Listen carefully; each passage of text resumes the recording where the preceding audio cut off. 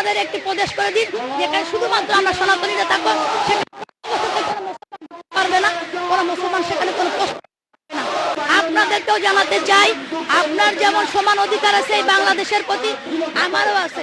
আপনি যেরকম মসজিদ নির্মাণ করে আমরা বাধা দিই না, ঠিক সেরকম আমাদের মন্দিরে আমাদের দেবতাকে কতটুকু রাখবে এটা তো আপনি বাধা দিতে পারবেন না। আর এই বাধা দিলে বিশ্বের সকলের কাছে, মানবতার কাছে আমরা আহ্বান জানাচ্ছি, আসুন আপনারা আমাদেরকে সাহায্য করুন। আমরা নিরাপত্তা পাচ্ছি না, আমরা সুস্থভাবে বাঁচতে চাই আমাদের বাসার জন্য। আপনারা যেভাবেই করেন আমাদের সাহায্য করুন এবং আপনারা একটা মিউচুয়ালের মধ্যে আসেন। যদি মিলিতভাবে মুসলমান মৌলবাদীরা আমাদের রাখতে চায় আমরা থাকবো, আর তা না হলে আমাদের একটি প্রদেশ করে দিন যেখানে শুধুমাত্র আমরা সনাতনীরা থাকবো, পারবে না কোনো মুসলমান সেখানে কোনো প্রশ্ন না। মৌলবাদীদের মুখের কথা একরকম, তারা মুখে বলতেছে আমরা সকলে সমান, কিন্তু তারা সবচেয়ে বেশি আমাদের ঘৃণা করতেছে, আমাদের ক্ষতি করতেছে।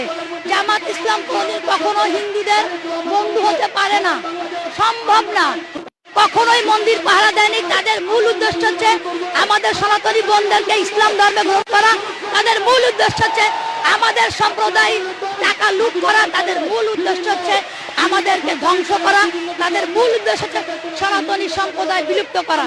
না হলে আপনি একটা জিনিস নর্মাল চিন্তা করেন, আমার বাড়িতে আমার মন্দিরে আমি কতটুকু আমার দেবতাকে রাখবো, তার কৈফিয়ত দিতে আপনি কে?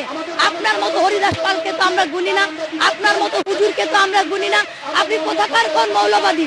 এই বাংলাদেশে অধিকার আপনার যেমন আছে ঠিক তেমনি আমারও আছে। তাহলে আপনি কেন আমার এই বাংলাদেশে আমাদের সনাতনীরা রাম মন্দিরে উঠেছেন, আমাদের হৃদয়ে রক্ত খরচ হচ্ছে?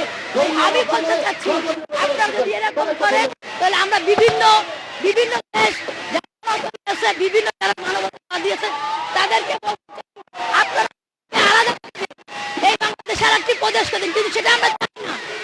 আমাদের অত্যাচার বলতেছি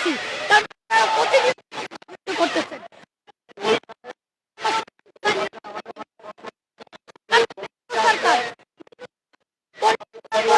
বাংলাদেশে সম্প্রদায়কে ধ্বংস করবে, আর এখনকার সরকার সেই লেভেলেই তো চলতেছে। রাম মন্দিরে কেন দিনের বাধা দিচ্ছে? আর্মি কেন রাখছে না যে আমি আমার দেবতাকে আমার মতামত করে স্থাপন করব? তারা বাধা দেবে। তারা কোথাকার কোন হল? তারা নাগরিক, আমরা নাগরিক না? আমরা হিন্দুরা কি ট্যাক্স দিই না?